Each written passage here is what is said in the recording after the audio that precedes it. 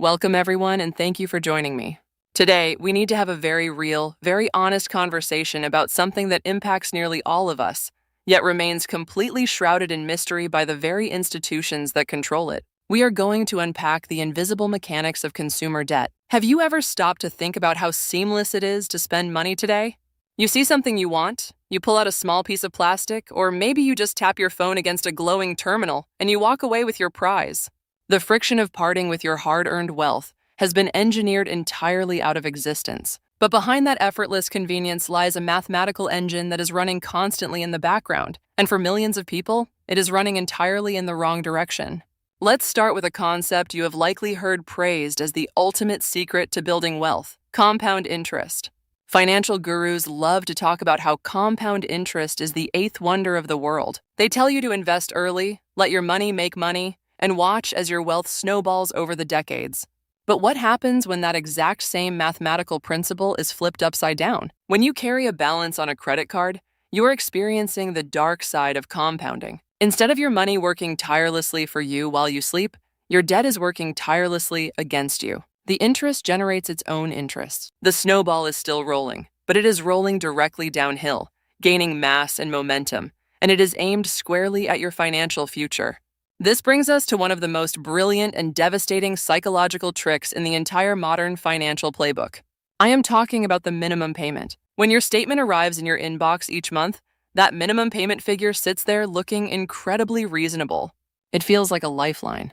It feels like the bank is doing you a favor, offering you flexibility, telling you that you only need to give them a tiny fraction of what you owe to stay in their good graces. But we are rarely taught the harsh reality of this trap. That minimum requirement is not a lifeline. It is a carefully calculated snare. When you send in that bare minimum, you might feel a temporary sense of relief.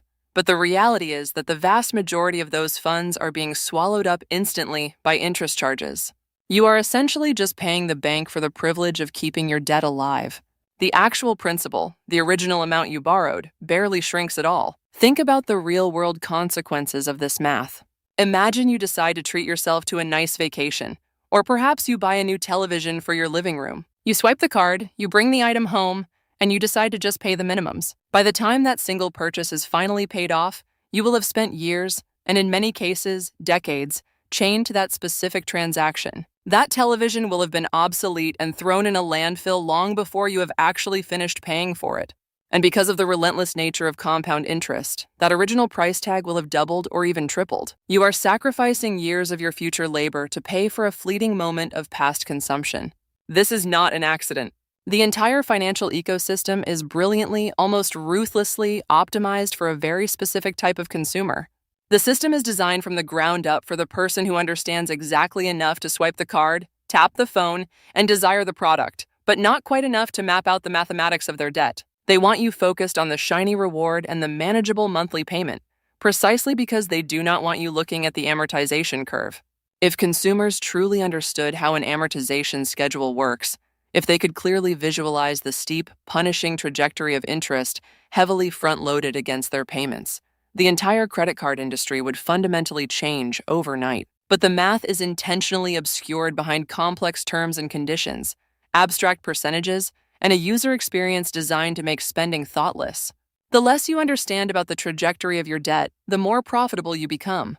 Recognizing this asymmetry is the very first step in taking your financial power back. You have to learn to see the trap before you can step around it. Thank you so much for tuning in today, for lending me your time, and for being willing to dive into the deeper mechanics of how our money actually works.